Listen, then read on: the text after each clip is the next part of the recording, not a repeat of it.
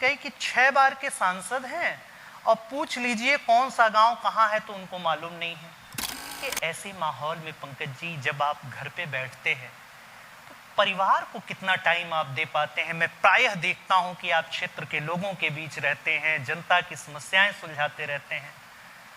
कभी दिक्कत कि लोकसभा से सियासी पारी का छक्का लगाने वाले और महाराजगंज का नाम देश और दुनिया के स्तर पर एक विश्वविख्यात के रूप में स्थापित करने वाले लोकसभा के यशस्वी सांसद और केंद्रीय वित्त राज्य मंत्री पंकज चौधरी इस वक्त हमारे साथ हैं।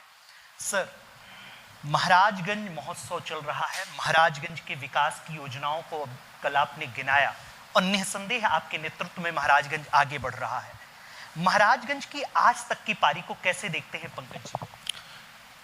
देखिए, महाराजगंज 1991 में जब आया था तो कहीं महाराजगंज बहुत ही पिछड़ा हुआ इलाका था, बहुत चीज़ों की यहाँ पे आवश्यकता थी और धीरे धीरे करके अगर देखें तो शिक्षा के क्षेत्र में, स्वास्थ्य के क्षेत्र में, सड़कों के कनेक्टिविटी के मामले में, बिजली के मामले में, इन सभी चीज़ों में हम और हमारी पूरी टीम कहीं ना कहीं लग करके हम लोग प्रयास किए और आज सड़क भी अगर आप देखें तो पूरे ज़िले में जितनी भी मुख्य सड़कें हैं सभी 7 मीटर 10 मीटर टॉप की सड़कें बन चुकी हैं। ज़िले का कोई भी ऐसा गांव टोला नहीं बचा है जहां पर बिजली का कनेक्शन ना हो, कोई गांव सवाल ऐसा नहीं है जहां पे प्राइमरी और जूनियर हाई स्कूल ना हो और सभी गांवों को कहीं ना करीब एक तरफ से लगभग 99% मैं कह सकता हूं कि गांव जुट गए हैं सड़कों के माध्यम से। सर, ये भारत नेपाल सीमा पर बसा हुआ जिला है, जिले में वन क्षेत्र बहुत ज्यादा है। आपके नेतृत्व में कई ऐसे काम हुए वन क्षेत्रों में जिससे लोगों को लाभ मिला, चाहे सोगी बरवा का उदाहरण ले लें, चाहे वनग्राम का उदाहरण ले लें, तमाम ऐसे उदाहरण हैं। पंकज चौधरी जब लोकसभा पहुंचे तो कौन सी ऐसी सोच थी वनों को लेकर के, जंगलों को लेकर के और खास करके सांस्कृतिक और ऐतिहासिक धरोहर जो महात्मा बुद्ध की ये धरती मानी जाती है, उसको लेकर के आप क्या सोचते हैं? देखिए, हमारा क्षेत्र सभी विधानसभाओं में जंगल है और एक बहुत बड़ी यहाँ समस्या थी बनटांगिया की। वो बनटांगिया जो इस वन को खड़ा करने में उनका बड़ा भारी योगदान रहा है और एक जब कटान जिस समय चलता था निगम, वो एक परंपरा थी कि बनटांगिया के लोग पेड़ लगाते थे, जब बड़ा होता तो दूसरी जगह जाते थे, कटान होती थी। उनको कहीं ना कहीं हम शुरू से ही उठाते रहे लोकसभा में और माननीय मुख्यमंत्री जब उत्तर प्रदेश आए तो उन सभी बनटांगियाओं को कहीं ना कहीं राजस्व का दर्जा देने का काम किया और आज सभी बनटांगियाओं को सड़क के माध्यम से बिजली देने का काम हम लोग कर रहे हैं। वन का जहाँ तक सवाल है, एक तो इसको सोगी बरवा रिजर्व फॉरेस्ट घोषित कराया गया। अभी हाल ही में हम लोगों ने एक सेंचुरी के रूप में भ्रमण आम पर्यटन के लिए गलियारा खोलवाने का भी काम किए और वन के माध्यम से जो और अगल बगल के क्षेत्र थे, जो अभी आपने गौतम बुद्ध भगवान की बात कही है, बनरसिया कला को हम लोगों ने पार्लियामेंट में उठाया और कहीं ना कहीं जो कहा जाता है कि बनरसिया कला गौतम बुद्ध जी का ननिहाल था, उसको हम लोगों ने मान्यता दिलवाया, खुदाई करा करके आज वहाँ विकास का कार्य चल रहा। दूसरा जो हमारा रामग्राम है, जो कि माना जाता है कि गौतम बुद्ध की जो अस्थि कलश थी, जो 8 अस्थि कलश विभाजित हुई थी, उसमें से एक अस्थि कलश रामग्राम में था, उसका भी मैं प्रयास कर रहा हूँ। बहुत जल्द उसकी भी खुदाई होने वाली है और जिस दिन उसकी मान्यता प्राप्त हो जाएगी कि ये 8वां अस्थि कलश का स्थान है तो कहीं ना कहीं टूरिज्म के क्षेत्र में महाराजगंज वर्ल्ड के नक्शे पे आ जाएगा, वर्ल्ड के नक्शे पे आ जाएगा। अब हम आते हैं सियासी बातों पे। इंडिया गठबंधन बनाम एनडीए गठबंधन, लड़ाई होने जा रही है, सियासी संग्राम शुरू होने जा रहा है। 2024 की तैयारियों में जाहिर सी बात है आप भी लगे होंगे। अखिलेश यादव का बयान एक आया रीवा से, छत्तीसगढ़ गए थे वो, तो उनसे किसी पत्रकार ने पूछा कि आपका लक्ष्य क्या है? उन्होंने मुस्कुराते हुए जवाब दिया, मंत्री जी, उन्होंने कहा समाजवादी पार्टी का लक्ष्य है एन केन प्रकारेण, जैसे भी भाजपा हारेगी हम हराएंगे।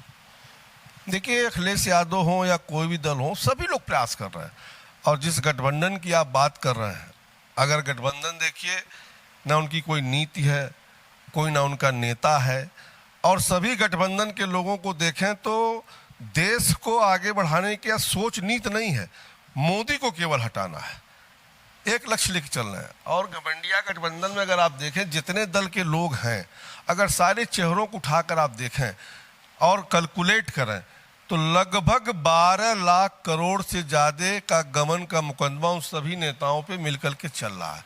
और जहाँ तक अखिलेश यादव जी का मुस्कुराने का सवाल है, आप सब भी इसी क्षेत्र के रहने वाले हैं, आप लोग जानते होंगे कि उत्तर प्रदेश में सपा और बसपा से बड़ा गठबंधन कोई नहीं हो सकता है। भले ये जो घमंडिया गठबंधन के लोग हैं उसमें ममता जी भी हैं, नीतीश जी भी हैं, शरद पवार जी भी हैं, सारे लोग हैं। अगर सारे लोगों को देखें तो उनका कोई भी आधार उत्तर प्रदेश में नहीं है। और एक मरते अखिलेश यादव सपा और बसपा के गठबंधन से लड़ करके देख लिए हैं, इसलिए घमंडिया गठबंधन का उत्तर प्रदेश में कोई प्रभाव नहीं पड़ने वाला है। बल्कि जो मोदी जी ने 9 साल में गरीबों के लिए जो कार्य किया है, देश के लिए जो कार्य किया है, उसके आधार पर जनता एक मरतबा पुनः उत्तर प्रदेश में सभी सीटों पे, पहले से ज्यादा सीटों पे विजय दिलाएगी। आज पिछली बार जब चुनाव जीते थे तो सपा बसपा गठबंधन के प्रत्याशी से जीते थे। अभी हाल ही में बात चल रही थी तो शरद पवार जी ने कहा कि मैं मायावती से बात करूंगा, प्रयास करूंगा। पंकज जी, कहीं अगर सपा बसपा और कांग्रेस का संयुक्त प्रत्याशी आता है, कैसे हैंडल करेंगे उसे? हमारे कार्यकर्ता सभी गठबंधन से लड़ने के लिए तैयार है।